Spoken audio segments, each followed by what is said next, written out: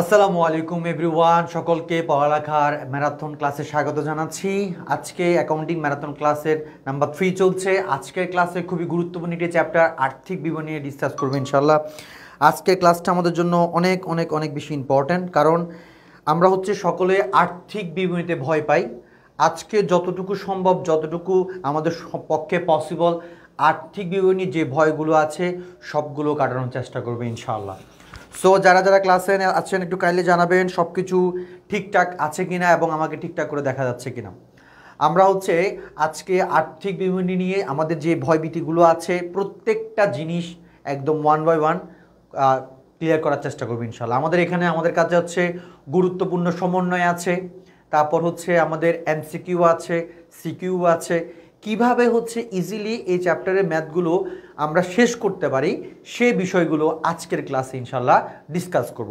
So যারা যারা আছেন কাইন্ডলি জানাবেন সব কিছু ক্লিয়ারলি শোনা যাচ্ছে কিনা এবং আমাকে ঠিকঠাক করে দেখা যাচ্ছে কিনা।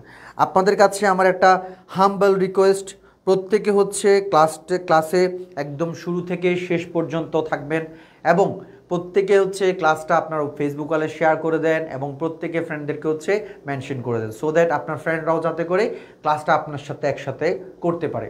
সো আমরা লেট করব না, আমরা দেখতে পাচ্ছি আমাদের সাথে তানহা আছে, আসসালামু আলাইকুম। ওয়ালাইকুম সালাম। তারপর ঐশিকা দত্ত আছে, প্রিশঙ্কর আছে, তারপর মোহাম্মদ ওভি আছে, মাশাল্লাহ বেশ মানুষ দেখা যাচ্ছে। জি স্যার, আলহামদুলিল্লাহ ভালো আছি, আপনারা সকলে আশা করছি ভালো আছেন।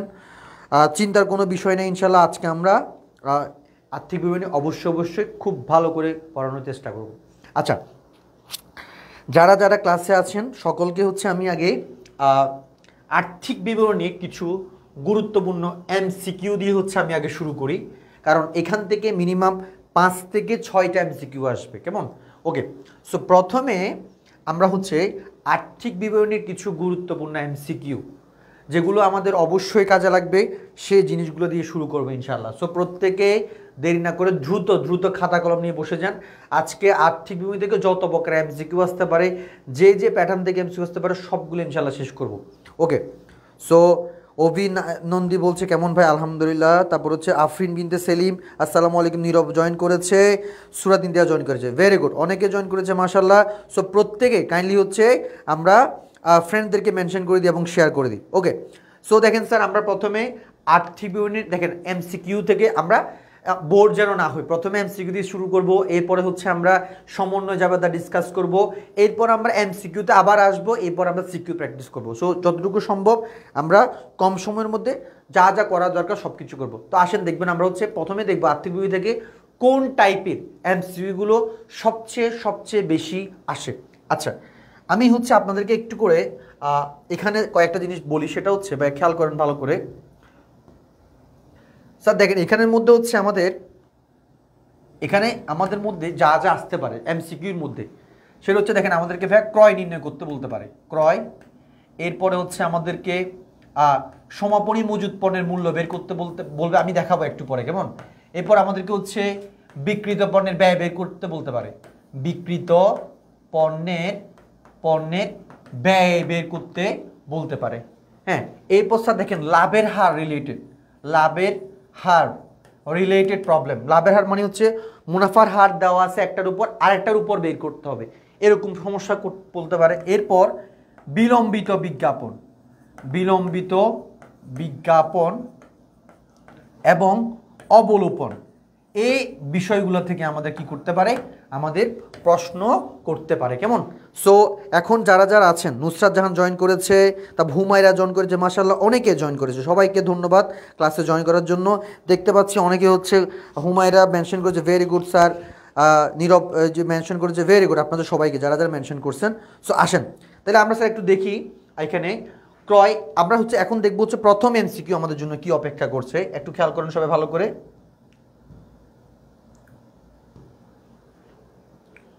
এখানে প্রথম যে এমসিকিউটা স্যার খেয়াল করেন কি বলছে, এটা মুখস্থের পড়া। আমি কিছু জিনিস অনেক ফাস্ট আগাবো, মনে রাখবেন আজকের এই এমসিকিউ চ্যাপ্টার এই ক্লাসটা যদি করে ফেলেন এখন আমার সাথে, এখান থেকে যে এরকম এমসিকিউ আসুক আপনাকে কখনো কেউ ইনশাল্লাহ আটকাতে পারবে না, অবশ্যই পারবেন। কেমন? আমরা এখানে চেষ্টা করব হচ্ছে এই এমসিকিউর সাথে আরও যে সম্পর্কিত এমসিকিউ আছে সবগুলোকে একসাথে ডিসকাস করার জন্য। ওকে, প্রথমে দেখতে পাচ্ছি কি আর্থিক বিবরণী প্রস্তুত করা হয় এএস কত অনুযায়ী। এখন স্যার দেখেন এখানে একটা জিনিস আমাদেরকে জানতে হবে, সেটা হচ্ছে এএস। এই যে আইএএস এটা মানে হচ্ছে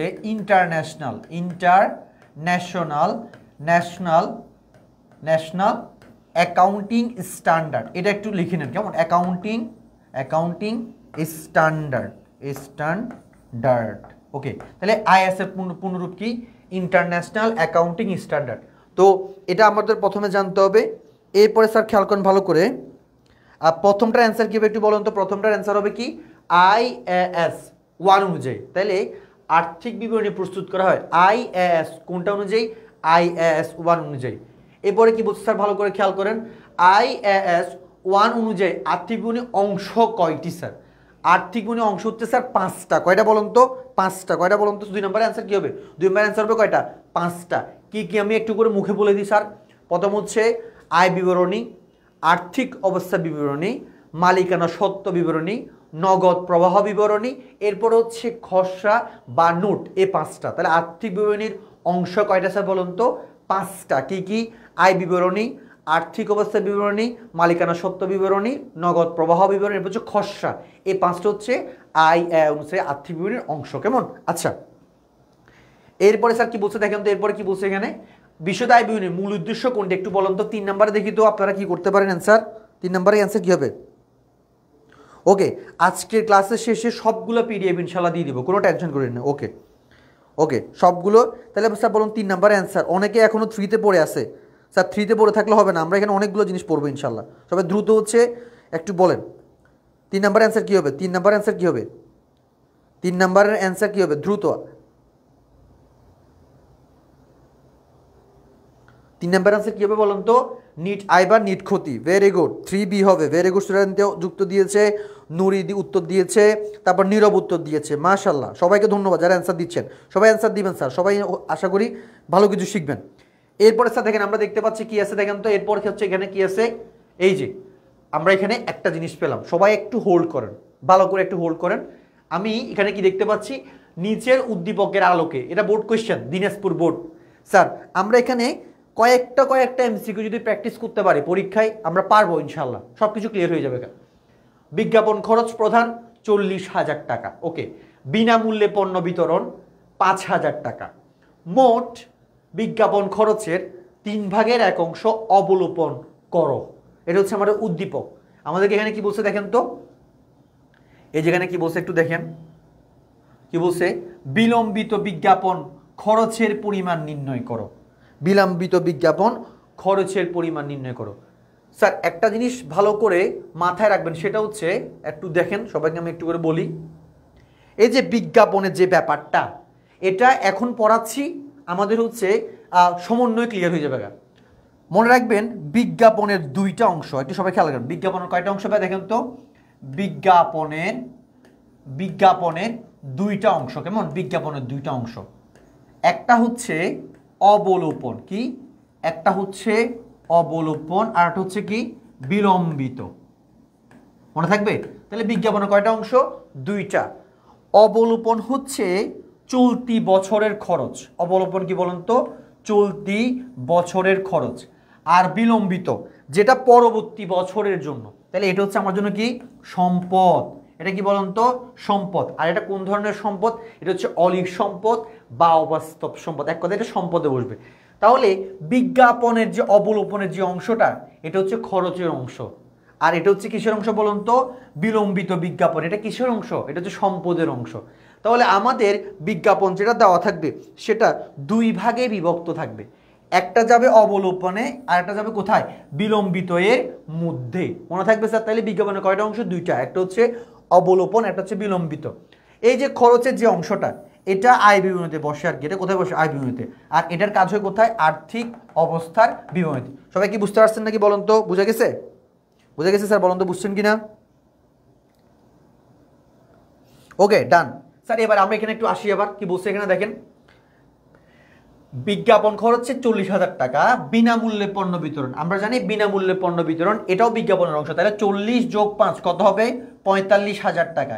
এবার কি বলছে দেখেন স্যার, বিজ্ঞাপন খরচের 3 ভাগের 1 অংশ অবলোপন করতে হবে। অর্থাৎ কথাটা মানে হচ্ছে বিজ্ঞাপনকে আমি 3 ভাগে ভাগ করব। অর্থাৎ এই যে 45,000কে 3 ভাগে ভাগ করব। তাহলে 1 ভাগে কত আসে স্যার বলুন তো? 1 ভাগে আসে কত বলুন তো? 15,000 টাকা। কত আসে? তাহলে আমার 1 ভাগ বিজ্ঞাপনে কত? 15। কি বলছে আমাকে? 3 ভাগের 1 অংশ অবলোপন করতে হবে। তাইলে আমাকে এখন এখানে কি বলছে? বিজ্ঞাপন খরচ, বিলম্বিত বিজ্ঞাপন বের করতে বলছে। তাইলে আমার দেখেন এখানে যেটা বের করছি এটা হচ্ছে আমার কি? খরচ। এটা হচ্ছে অবলোপনের অংশ, রাইট?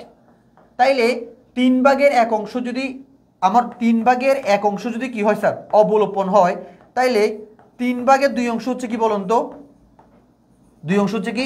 বিলম্বিত। বুঝতে পারছেন? 3 ভাগের 1 অংশ যদি অবলোপন হয়, এটা এখানে মেনশন দেওয়া আছে, তাহলে 3 ভাগের 2 অংশ হবে কি? বিলম্বিত। তাহলে আমার 1 ভাগ সমান কত পাইছি স্যার বলুন তো? 1 ভাগ সমান হচ্ছে আমি 15,000 টাকা। এটা হচ্ছে আমার অবলোপন। তাহলে এই 15,000 টাকার সাথে 15,000 টাকার সাথে আমি যদি 2 গুণ করি, 2 ভাগ বিলম্বিত, তাহলে কত হবে? 30,000 টাকা। তাহলে আমার অ্যান্সার কত হবে বলুন তো? 30,000 টাকা হচ্ছে আমার অ্যান্সার। এই যে 30,000 টাকা হচ্ছে আমার অ্যান্সার। সবাই কি পারছেন? এটা কি সবাই বুঝতে পারছেন স্যার? পারা যাবে নাকি? দ্রুত স্যারকে বলুন তো পারা যাবে কিনা। ইনশাল্লাহ পারবেন সবাই? এটা নিয়ে আর কোনো ঝামেলা হবে স্যার? ঝামেলা? তাইলে দেখেন এই যে এখানে 45,000টা 2টা অংশে বিভক্ত। একটা হচ্ছে এই যে 15,000 টাকা, এটা হচ্ছে আমার অবলোপন। এটা নিয়ে যেন আর কখনো ভুল না হয়, অবলোপন। আর এটা হচ্ছে কি? 30,000 টাকা হচ্ছে আমার কি? 30,000 টাকা হচ্ছে আমার কি? বিলম্বিত। বিলম্বিত। বুঝছেন সবাই? পারা যাবে? পারবো বলুন তো পারবো কিনা? পারা যাবে ইনশাআল্লাহ। ওকে, ডান। তাহলে আমরা পরবর্তী স্টেপে চলে যাচ্ছি। 30,000 টাকা। এবার কি বলছে স্যার দেখেন, ঠিক আগেরটার সাথে একটু এক্সট্রা অ্যাড হয়েছে। কি বলছে? এই যে বিনামূল্যে পণ্য বিতরণ। কি বলছে? বিনামূল্যে পণ্য বিতরণের ফলে আমি যদি বিনামূল্যে পণ্য বিতরণ করি, তাহলে আমার কি কি সমস্যা হতে পারে, বা কি সমস্যা বলতে আমার কি কি প্রভাব আসতে পারে। আচ্ছা, এখন মনে রাখবেন, এরকম যদি সমীকরণের প্রভাব যদি আমাদেরকে কখনো বলে, সমীকরণের প্রভাব কি কি প্রভাব হতে পারে, তখন আপনার ফার্স্ট কাজ হচ্ছে জাবেদা করে ফেলা। বিনামূল্যে পণ্য বিতরণ জাবেদা কি বলেন তো স্যার? দেখেন, বিনামূল্যে পণ্য বিতরণ জাবেদা, বিজ্ঞাপন হিসাব ডেবিট, বিজ্ঞাপন হিসাব ডেবিট। তারপর কি হবে? ক্রয় হিসাব ক্রেডিট। তাই না স্যার? ক্রয় হিসাব ক্রেডিট। তাহলে বিজ্ঞাপন এটা কিসের মধ্যে পড়ে স্যার বলুন তো? বিজ্ঞাপন এটা খরচের মধ্যে পড়ে। কিসের মধ্যে পড়ে? খরচ। তাহলে কি হবে স্যার বলুন তো? আমার নিট মুনাফা কিভাবে বলুন তো স্যার? আমার কি হবে এখানে বলুন তো? আমার নিট মুনাফা এখানে আমার এখানের মধ্যে ব্যয় বৃদ্ধি পাবে, ব্যয় বৃদ্ধি পাবে। আর ক্রয় যেহেতু হ্রাস পাচ্ছে, তাহলে আমার মালিকানা সত্ত্ব ওই কি পাবে বলুন তো? ওই বৃদ্ধি পাবে। বুঝতে পারছেন? তাহলে এখানে তাহলে আমার এখানে ব্যয় বৃদ্ধি পাবে আর ক্রয়, এটা হচ্ছে ব্যয় শ্রেণীর হিসাব। আর ব্যয় যদি ক্রেডিট হয়, ব্যয় যদি ক্রেডিট হয়, তাহলে আমার কি? আমার ওই কি পাচ্ছে? ব্যয়ের ক্রেডিট মানে হচ্ছে আমার ব্যয় হ্রাস পাচ্ছে। ব্যয় হ্রাস পেলে ওই কি পায়? বৃদ্ধি পায়। তাহলে আমাদের এখানে অ্যান্সার কি হবে বলুন তো স্যার? আমাদের এখানে একটু খেয়াল করেন, টেকনিক্যাল অ্যান্সার। বিজ্ঞাপন মোট মুনাফার পরে, মোট মুনাফার কি পরে, তার মানে নিট মুনাফার মধ্যে পড়ে। তাহলে কি হবে? আমার নিট মুনাফা কি পাবে? নিট মুনাফা হ্রাস পাবে। এই যে নিট মুনাফা কি পাবে? হ্রাস পাবে। বুঝছেন? তারপর ক্রয় এটা কিসের মধ্যে পড়ে? মোট মুনাফার মধ্যে পড়ে। তাহলে আমার ব্যয় যদি হ্রাস পায়, মোট মুনাফা বৃদ্ধি পাবে। সিম্পল। তাহলে এখানে কি হবে? মোট মুনাফা বৃদ্ধি পাবে। এই যে 2 আর 3 অ্যান্সার। সবাই কি বুঝতে পারছেন স্যার? দেখেন, এই যে ক্রয় এটা বিক্রিত পণ্য ব্যয়ের মধ্যে পড়ে। বুঝতে পারছেন? এই বিজ্ঞাপনটা হচ্ছে আমার মোট মুনাফার পরের অংশ। এটা নিট মুনাফার মধ্যে, নিট মুনাফার সাথে জড়িত, নিট মুনাফার সাথে জড়িত। এটা একটু টেকনিক্যাল অ্যান্সার। আবার দেখেন, বিজ্ঞাপনটা মোট মুনাফার পরে না পরিচালন ব্যয়ের মধ্যে পড়ে, তাই না? তো তাহলে বিজ্ঞাপনটা নিট মুনাফার সাথে সম্পর্কিত। তাহলে আমার ব্যয় বাড়লে নিট মুনাফা কি পাবে? হ্রাস পাবে। আর ক্রয় এটা হচ্ছে এক ধরনের ব্যয়, আর ক্রয়টা হচ্ছে মোট মুনাফার সাথে সম্পর্কিত। ক্রয় যদি হ্রাস পায়, ব্যয় যদি হ্রাস পায়, মোট মুনাফা বৃদ্ধি পাবে। তাহলে অ্যান্সার হবে কি? 2 আর 3। ক্লিয়ার সবাই? পারবেন সবাই? বলুন তো পারবেন কিনা?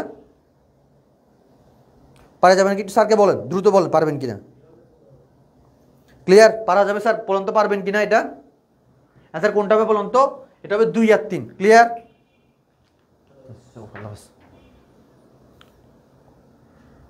পারবো নাকি একটু স্যার পক্ষে দ্রুত বলুন তো, পারা যাবে? ওকে। এরপরে স্যার খেয়াল করেন, প্রত্যক্ষ খরচের হিসাবগুলো বন্ধ করার জন্য কোন বিবরণী ব্যবহার করা হয়? এটা একদম সহজ, মনে রাখবেন। প্রত্যক্ষ খরচ বলুক, আয় আর ব্যয় বলুক, দেখেন প্রত্যক্ষ খরচ এবং আয় দুইটা একসাথে, সেটা প্রত্যক্ষ খরচ হোক প্রত্যক্ষ আয় হোক, যে কোনো প্রকার আয় এবং ব্যয়, লিখে দিচ্ছি, যে কোনো প্রকার আয় এবং ব্যয় বন্ধ করতে হয় হচ্ছে আয় বিবরণীর মাধ্যমে। বুঝে গেছে? আর আয় আর ব্যয়কে কি নামে ডাকা হয়? নামিক হিসাব। নামিক হিসাব, এমন পারা যাবে? এটা এটা আবার ক্লিয়ার করতেছি, এই নামিক হিসাবগুলো কোন জাবেদার মধ্যে বন্ধ করতে হয়? সমাপনী জাবেদা। সমাপনী জাবেদা। ওকে, বুঝে গেছে? তাইলে আয় ব্যয় কোন বিবরণীর মাধ্যমে বন্ধ করা হয়? আয় বিবরণীর মাধ্যমে বন্ধ করা হয়। আর আয় ব্যয় নামিক হিসেবগুলো কোন জাবেদার মাধ্যমে? সমাপনী জাবেদার মাধ্যমে বন্ধ করতে হয়। পারা যাবে? তাহলে আমরা দেখতে পাচ্ছি এখানে কি অ্যান্সার দিচ্ছি একটু দেখি। পিশঙ্কর বলছে ক, নুসরাত জান বলছে ক, ভেরি গুড। তাহলে এটা অ্যান্সার কোনটা হবে? আয় বিবরণী। কেমন? বাকিরা চুপ কেন? বাকিরা চুপ কেন বলুন তো? এরপরে স্যার খেয়াল করেন, আমরা এখানে এরপর যাচ্ছি, এই যে এখানে এই কোয়েশ্চেনটা একটু ইম্পর্টেন্ট, একটু দেখেন সবাই কোয়েশ্চেনটা, একটু দেখেন পারেন কিনা একটু দেখেন তো সবাই, একটু দেখেন কি বলছে এখানে। প্রারম্ভিক মজুদ 40,000 টাকা, সমাপনী মজুদ 60,000 টাকা। কেমন? প্রারম্ভিক মজুদ কত বলুন তো? প্রারম্ভিক মজুদ 40,000 টাকা, সমাপনী মজুদ 60,000 টাকা। ওকে। এবং বিক্রিত পণ্যের ব্যয় 2 লাখ টাকা হলে ক্রয় মূল্য কত টাকা? এটা কেমনে করবো? এটার অ্যান্সার কত হবে বলুন তো? এটার অ্যান্সার কি হবে?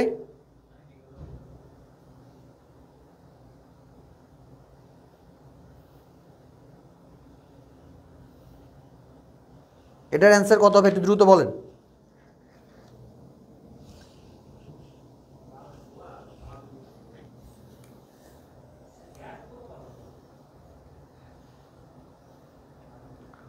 দেখেন স্যার, এটা পারার জন্য একটা ট্যাকটিক বলি, এটা শুধু এটা না, সব ক্ষেত্রে এটা অ্যাপ্লাই করতে পারবেন। একটু খেয়াল করেন সবাই ভালো করে, একটু দেখাচ্ছি স্যার, দেখেন ভালো করে বুঝেন। বিক্রিত পণ্যের ব্যয় সূত্র কি? প্রারম্ভিক মজুদ যোগ নিট ক্রয়, রাইট? এরপর আমরা কি করি? সমাপনী মজুদ পণ্য মাইনাস করি। কেমন? তাহলে আমরা কি পাই বলুন তো? আমরা বিক্রিত পণ্যের ব্যয় পাই। বিক্রিত পণ্যের ব্যয় পাই। কেমন? খেয়াল করেন সবাই। তাহলে কি পেয়েছে দেখেন তো? প্রারম্ভিক মজুদের সাথে নিট ক্রয় যোগ করি, মাইনাস করি কি সমাপনী মজুদ পণ্য, পাই কি বিক্রিত পণ্যের ব্যয়। জাস্ট যারা যারা পারেন তাদেরকে ধন্যবাদ, যারা পারেন না তাদের জন্য বলতেছি, পরীক্ষায় যেন ভুল না হয়। এই যে এই ফর্মুলাটা মাথায় রাখতে পারবেন, এখান থেকে আমরা পরীক্ষায় আমাদেরকে নিট ক্রয় বললে নিট ক্রয় বের করতে বলতে পারবো, সমাপনী মজুদ পণ্য বের করলে সমাপনী মজুদ পণ্য বের করতে পারবো, প্রারম্ভিক মজুদ বললে প্রারম্ভিক মজুদও বের করতে পারবো। এরপর বিক্রিত পণ্য ব্যয় বললে নর্মাল সূত্র। জাস্ট আপনাদের মাথায় রাখতে হবে যে দেখেন এখানে এই যে প্রারম্ভিক মজুদ আর নিট ক্রয়, এই দুইটার যোগফল সমাপনী মজুদ পণ্য আর বিক্রিত পণ্যের ব্যয়ের যোগফল একই, অর্থাৎ এই দুইটা সমান, এই দুইটা প্রারম্ভিক মজুদ যোগ নিট ক্রয়, এই দুইটা যোগ করলে যে টাকাটা বের হবে, একইভাবে সমাপনী মজুদ পণ্য আর বিক্রিত পণ্যের ব্যয় যোগ করলে একই টাকাটা বের হবে। জাস্ট এই কথাটা, এই কনসেপ্টটা মাথার মধ্যে কি করতে হবে? মাথার মধ্যে গেঁথে ফেলতে হবে। কি?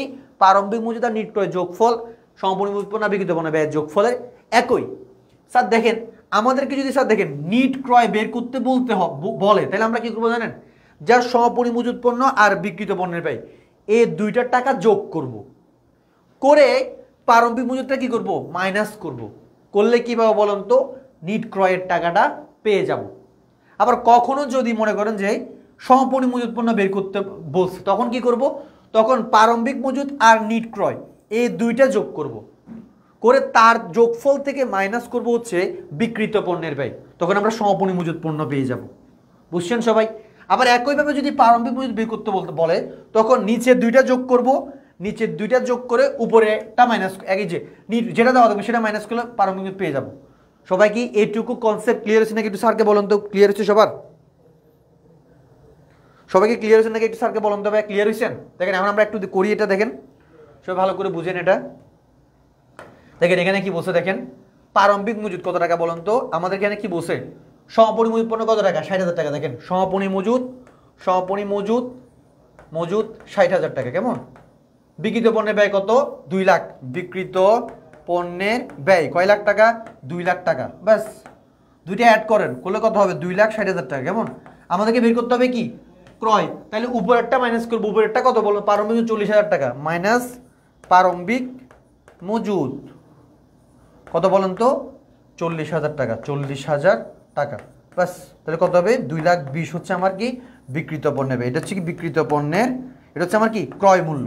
ক্রয় মূল্য। সবাই কি বুঝছেন নাকি? একটু স্যারকে বলুন তো, বুঝে গেছে? একদম এখান থেকে স্যার দেখেন যত টাইপের প্রশ্ন হোক, এখন আমাদের কাছে ক্রয় মূল্য বের করতে বলছে। সেম সম্পূর্ণ উৎপন্ন বের করলে একইটা হবে। তখন কি হবে? তখন উপরের দুইটা যোগ করব, প্রারম্ভিক আর ক্রয় যোগ করব, বিক্রিত পণ্য ম্যানেজ করবো, তাহলে সম্পূর্ণ বেরিয়ে যাবে। আবার একইভাবে আমাদেরকে যদি প্রারম্ভিক বের করতে তখন কি হবে বলুন তো?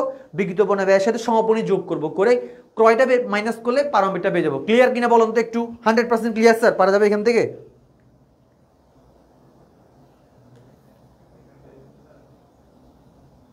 পারা যাবে ইনশাল্লাহ? বলুন তো পারবো কিনা? এ প্রিন্সিপাল অ্যাপ্লাই করতে পারবো? 2,20,000। হ্যাঁ, ওকে। দেখি কে অ্যান্সার করছে এটা। প্রিশঙ্কর অ্যান্সার করছে, তারপর হচ্ছে কি মোহাম্মদ অবি করছে, নুরসাদ জাহান করছে, নীরব করছে। হ্যাঁ, very good sir, full clear প্রিশঙ্কর, very good very good. Okay, so আমরা এরপরে যাই। এটা কি চলে আসছে নাকি? আচ্ছা, এরপরে ইনশাল্লাহ। ওকে স্যার, দেখেন এরপরে কি বলছে, এটা একটু সহজ। দেখেন এটা একটু বলে দিই, এটাকে একটু বলে দিই। এটাতে হয়তো অনেক, এটা প্রায় সময় আসতে দেখা যায়। কেমন? একটু দেখি, এটা একটু বলে দিই আপনাদেরকে। দেখেন, মুনাফাবিহীন বিক্রয়, মনে রাখবেন এরকম মুনাফাবিহীন বিক্রয় যদি বলে তখন আপনি জাস্ট জাবেদা করবেন। মুনাফাবিহীন বিক্রয় জাবেদা কি বলুন তো? ক্রয় হিসাব ডেবিট হয়, এখানে হবে কি ক্রেডিট।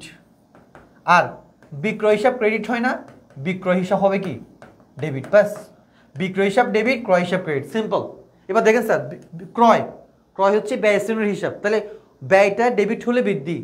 যেহেতু এখানে ক্রেডিট আছে, তার মানে আমার ব্যয় কি পাইছে? হ্রাস পাইছে। তাহলে কি ব্যয় হ্রাস, ব্যয় হ্রাস। বিক্রয় আয় শ্রেণীর হিসাব, তাই না? তাহলে এখন বিক্রয় ডেবিট হওয়া মানে কি? আয় ডেবিট হওয়া মানে কি? তাহলে আয় কি পাইছে বলুন তো? আয় হ্রাস পাইছে। তাহলে আয়ও হ্রাস, ব্যয়ও হ্রাস। অ্যান্সার হবে কোনটা? আয়ও হ্রাস, ব্যয়ও হ্রাস। বুঝছেন সবাই? ক্লিয়ার কিনা বলুন তো একটু সবাই দ্রুত? ক্লিয়ার?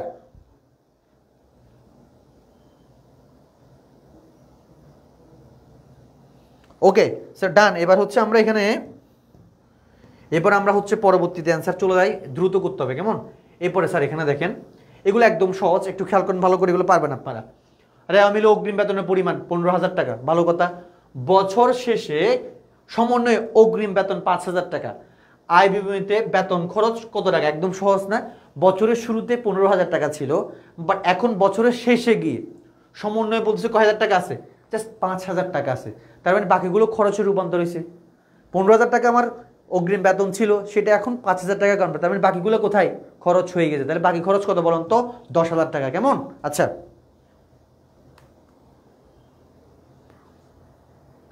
এরপরে বলুন তো এরপরে কি হবে এখানে? এরপরে এই দিকে তাকান, ব্যবসা সংগঠনের নিট লাভ নির্দেশ করে। একদম নিট লাভ কি বলুন তো? এটা হচ্ছে অন্তর্দায়। কারণ কেন? মূলধন হচ্ছে এক ধরনের অন্তর্দায়। সো কারণ এখন এই জন্য এটা অন্তর্দায়। দেখুন অন্তর্দায় কেন?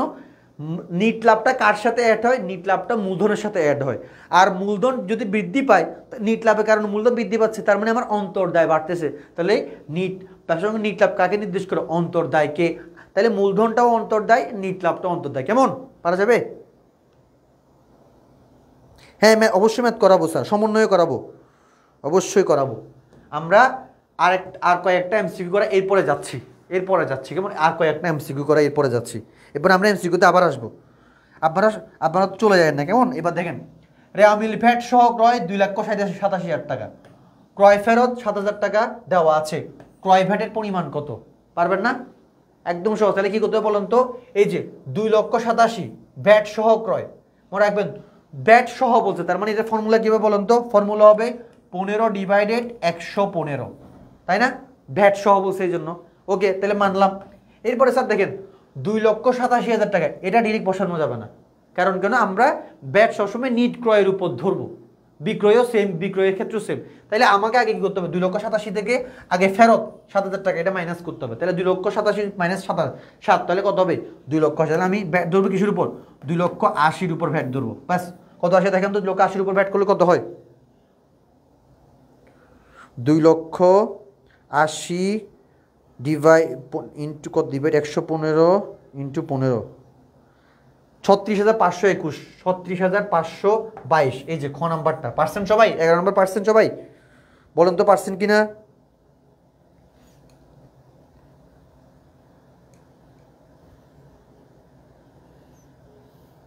Very good. অ্যান্সার কে কে দিয়েছে, আর জুমসাদ জান অ্যান্সার দিয়েছে, সাইফুল ইসলাম অ্যান্সার দিয়েছে, সুরাত ইনতে অ্যান্সার দিয়েছে। Very good. আনিশা বানাচ্ছে, ভেরি অনেকে অ্যান্সার দিচ্ছে মাশাআল্লাহ, গুড। তারপর হচ্ছে মুনতাহা সুলতান অ্যান্সার দিয়েছে, নীরব অ্যান্সার দিয়েছে, বাহ চমৎকার। ওকে, এরপরে আমরা যাই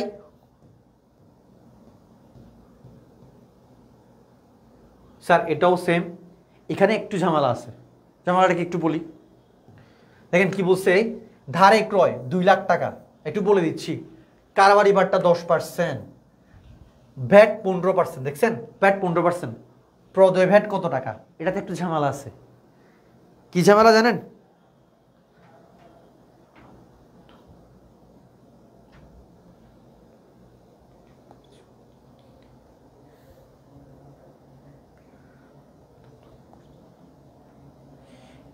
আচ্ছা পার্সেন্ট দেওয়া না থাকলেও ভ্যাটের ক্ষেত্রে সবসময় 15%, একটু সবাই মনে রাখবেন, ভ্যাট সবসময় বাংলাদেশে 15%।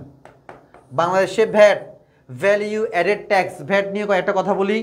ভ্যালিউ অ্যাডেড ট্যাক্স, ভ্যাটের শর্টকাট হচ্ছে মূসক, মূল্য সংযোজন কর, মূল্য সংযোজন কর, এটাকে মূসক বলে।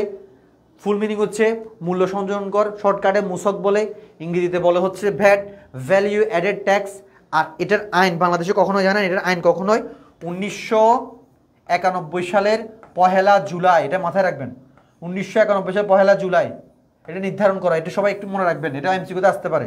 1991 সালে 1 জুলাই ভ্যাট আইন প্রচলিত বাংলাদেশ সর্বপ্রথম। কত পার্সেন্ট, 15%। কেমন, ওকে। আচ্ছা আমরা হচ্ছে এখন একটু কষ্ট করে এই ম্যাথটা করি, এটা একটু ট্রিকি আছে। কিরকম ট্রিকি একটু খেয়াল করেন স্যার। এখানে কি হচ্ছে স্যার, দেখেন ভালো করে দেখেন, ধারে ক্রয় 2 লাখ টাকা, কারবারি বাট্টা 10%, 15% ভ্যাট, প্রদয় ভ্যাট কত টাকা। এটা যদি আপনি আগের মতো করেন তাহলে একটু বোকামি হবে। কীরকম বোকামি হবে একটু দেখাচ্ছি স্যার। আগেরটাতে ডিরেক্টলি বলা ছিল হচ্ছে ভ্যাট সহ ক্রয় বা ভ্যাট সহ বিক্রয়, ভ্যাট সহ ক্রয় বা ভ্যাট সহ বিক্রয় বললে তখন 15 ডিভাইডেড 115 হবে যদি ভ্যাট সহ সহ কথাটা বলা থাকে। আর সহ কথাটা বলা না থাকলে নর্মাল পার্সেন্টেজ শুধু 15% হবে। বুঝছেন সবাই আমার কথা, সবাই বুঝতে পারছেন। ভ্যাট সহ ক্রয়, ভ্যাট সহ বিক্রয় বলা থাকলে আমরা 15 এই যে এটা, এই যে 15/115 করবো। যদি সহ বলা না থাকে তখন কি হবে, 15%। তাহলে যেমন এই ম্যাথটাতে দেখেন, ধারে ক্রয় 2 লাখ টাকা, জাস্ট এখানে ভ্যাট সহ ক্রয় বলা নাই, ক্রয় জাস্ট ক্রয় 2 লাখ টাকা। বুঝছেন সবাই। এবার দেখেন ভ্যাটটা পরে দেওয়া আছে, ভ্যাটটা তাহলে যদি পরে দেওয়া থাকে তাহলে নর্মাল পার্সেন্টেজ হবে। ক্লিয়ার সবাই। আচ্ছা এবার ভালো করে খেয়াল করেন, কারবারি বাট্টা বলা আছে, আপনি ডিরেক্ট 2 লাখ টাকা এখানে বলতে বসাইতে পারবেন না। আমরা জানি ক্রয় বাট্টা বিক্রয় বাট্টা থাকলে এগুলো বাদ দিতে হয়। তাহলে 2 লাখ টাকার উপর আগে 10% করেন, 2 লাখ টাকার উপর 10% করলে 20,000 টাকা। তাহলে আমার এখানে ধারে ক্রয় কয়েক লাখ টাকা, আলটিমেটলি সে আমাকে এটা কি দিচ্ছে, ছাড় দিয়েছে। তাহলে 2 লাখ টাকার উপর 10% করবো, করলে 20,000 টাকা, এই 20,000 টাকা বাদ দিয়ে দেবো। তাহলে আমার আলটিমেটলি কয় টাকার পণ্য ক্রয় করছি, 1,80,000 টাকা। তাহলে আমি 1,80,000 টাকার উপর ধরবো। তাহলে এখান থেকে আমরা দেখতে পাচ্ছি 2 ধরনের ম্যাথ। তাহলে কি আমরা পারবো বলুন তো? এখান থেকে আমরা দেখেন 2 ধরনের ম্যাথ দেখলাম। একটা হচ্ছে ভ্যাট সহ দেওয়া থাকলে, একটা ভ্যাট সহ না দেওয়া থাকলে। ভ্যাট সহ না দেওয়া থাকলে নর্মাল পার্সেন্টেজ হবে। আবার ভ্যাট ধরার আগে আমাকে দেখতে হবে এখানে ক্রয় বিক্রয় আছে কিনা। একটু আগে ফেরত ছিল, ওই যে ফেরত ছিল, আমি ফেরতটা বাদ দিলাম, এখন কারবারি বাট্টা এটাও বাদ দিতে হবে। সবাই কি বুঝছেন? তাহলে অ্যান্সার কত হবে বলুন তো? 1,80,000 উপর 15% করলে কত হয়? 1,80,000 উপর 15% করলে কত হয়? 27,000 টাকা। পারবো স্যার? পারা যাবে তো না? আচ্ছা এটা একদম সহজ। প্রারম্ভিক মজুদ যোগ নিট ক্রয় আন্তঃপরিবহন, এটা মাইনাস হবে, মাইনাস, এটা মাইনাস হবে। তাহলে এটা কেউ বলুন তো, এটা বিক্রিত পণ্যের ব্যয় হবে, কেমন? আচ্ছা ডান। এরপরে স্যার ভালো করে দেখেন কি হবে এরপরে যাচ্ছি আমরা এই জিনিসটার জন্য আমি এতক্ষণ ওয়েট করতেছি।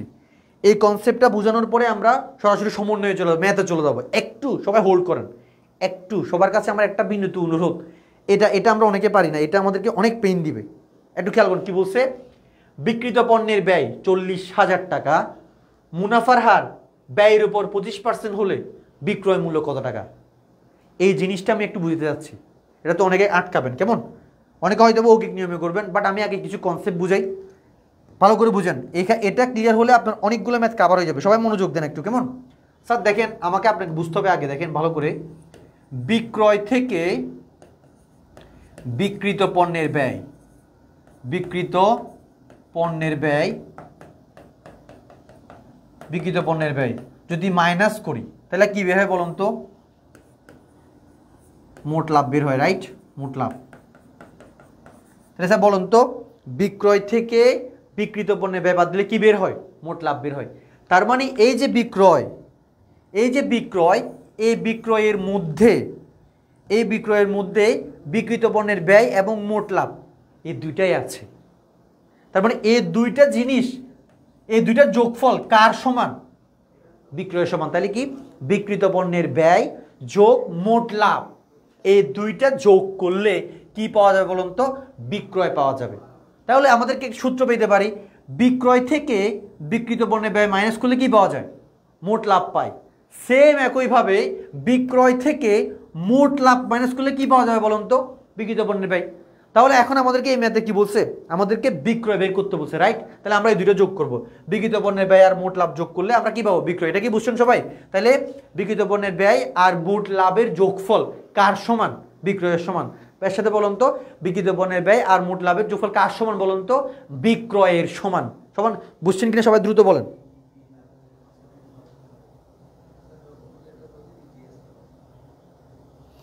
পারা যাবে নাকি? একটু দ্রুত বলুন তো, পারা যাবে? ওকে, তাহলে আমরা সবাই বুঝছি। এবার দেখেন লাভের হারের যে কনসেপ্টটা, এটা একটু সবাই ভালো করে বুঝেন। লাভের হারের কনসেপ্টটা এটা একটু মনে রাখবেন স্যার। দেখেন, লাভের হার বিক্রয়ের উপর দেওয়া থাকতে পারে, এটা একটু সবাইকে বলি, সবাই একটু ধৈর্য ধরে একটু পড়েন, ক্লিয়ার হয়ে যাবে লাভের হারটা। এরপর লাভের হার ক্রয় মূল্যের উপর দেওয়া থাকতে পারে, ব্যয়ের উপর দেওয়া থাকতে পারে, আবার বিক্রিত পণ্যের ব্যয়ের উপর দেওয়া থাকতে পারে। বিক্রিত পণ্যের ব্যয় ভালো করে বুঝেন স্যার। দেখেন, লাভের হার দুইটা জিনিসের উপর দেওয়া থাকতে পারে, একটা হচ্ছে বিক্রয়ের উপর, আর একটা হচ্ছে কি? ক্রয়ের উপর। কেমন? কিসের উপর? একটা বিক্রয়ের উপর, আর একটা হচ্ছে ক্রয়ের উপর, ব্যয়ের উপর, বিক্রিত পণ্যের ব্যয়ের উপর। বুঝছেন সবাই?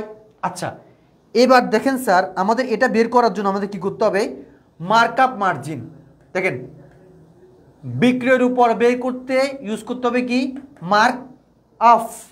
মার্কআপের সূত্র কি? হার ডিভাইডেড 100 প্লাস হার। এটা মুখস্থ করে ফেলেন সবাই। এরপর ক্রয়ের উপর বের করতে হবে, বা এর উপর বা বিক্রিত পণ্য কি হবে? মার্জিন। কেমন? কি বলতে বের করতে হবে? মার্জিন। হার ডিভাইডেড 100 মাইনাস হার। বুঝছেন সবাই? তাহলে বিক্রয়ের উপর বের করতে কি করতে হবে? মার্কআপ। আর এটা গুণ দিব কি দিয়ে? বিক্রয় দিয়ে গুণ দিব, বাস। তাহলে আমরা কি পাবো? লাভ পাবো। আর এটার সাথে গুণ দিব কি? ব্যয় বা ক্রয়, ক্রয় বা ব্যয় গুণ দিলে আমি কি পাবো বলুন তো? মোট লাভ পাবো। তাহলে স্যার দেখেন তো, এই যে এটা করলে আমরা কি পাবো বলুন তো? মোট লাভ পাবো, মোট লাভ পাবো। এটা করলেও মোট লাভ পাবো, মোট লাভ পাবো। সবাই কি বুঝছেন স্যার? এখন কথা হচ্ছে, আমি কখন মার্জিন করব, কখন মার্কআপ করব? দেখেন, কোয়েশ্চেনে বিক্রয়ের টাকা দেওয়া থাকলে মার্কআপ করব, তারপর কোয়েশ্চেনে ক্রয় বা বিক্রিত পণ্যের ব্যয় থাকলে আমরা মার্জিন করবো। একদম সিম্পল স্যার, বুঝে গেছি স্যার? তাহলে আমরা প্রথমে বুঝতে হবে কি লাভের হার দুটো জিনিস উপর দেওয়া হয়, একটা হচ্ছে কি বিক্রয়ের উপর, একটা হচ্ছে কি ক্রয়ের উপর বা ব্যয়ের উপর বা বিক্রিত পণ্য ব্যয়ের উপর। ক্লিয়ার? আচ্ছা, এবার বিক্রয়ের উপর বের করতে মার্কআপ সূত্র কি? হার ডিভাইডেড 100 প্লাস হার। মার্জিনের সূত্র কি? হার ডিভাইডেড 100 মাইনাস হার। হার মানে হচ্ছে লাভের হারটা। সবাইকে ক্লিয়ার হয়েছে নাকি বলুন তো? এখন কথা হচ্ছে মার্কআপ কখন ইউজ করব, মার্জিন কখন ইউজ করব? মার্কআপ কখন ইউজ করব দেখেন তো, যখন বিক্রয়ের টাকা দেওয়া থাকবে তখন মোট লাভ বের করতে কি ইউজ করবো বলুন তো? বিক্রয়ের টাকা দেওয়া থাকলে আমরা কি ইউজ করব? বিক্রয়ের টাকা দেওয়া থাকলে আমরা কি ইউজ করবো বলুন তো? মার্কআপ। ক্রয়ের টাকা বা ব্যয়ের টাকা বা বিক্রিত পণ্যের ব্যয়ের টাকা দেওয়া তাহলে কি ইউজ করবো? মার্জিন। এটা সবাই স্ক্রিনশট নেন, স্ক্রিনশট নেন দ্রুত দ্রুত একটু স্ক্রিনশট নেন তো, এটা একটু স্ক্রিনশট নেন। মার্ক আপ মার্জিন, বিক্রয়ের টাকা দেওয়া থাকলে মার্ক আপ ইউজ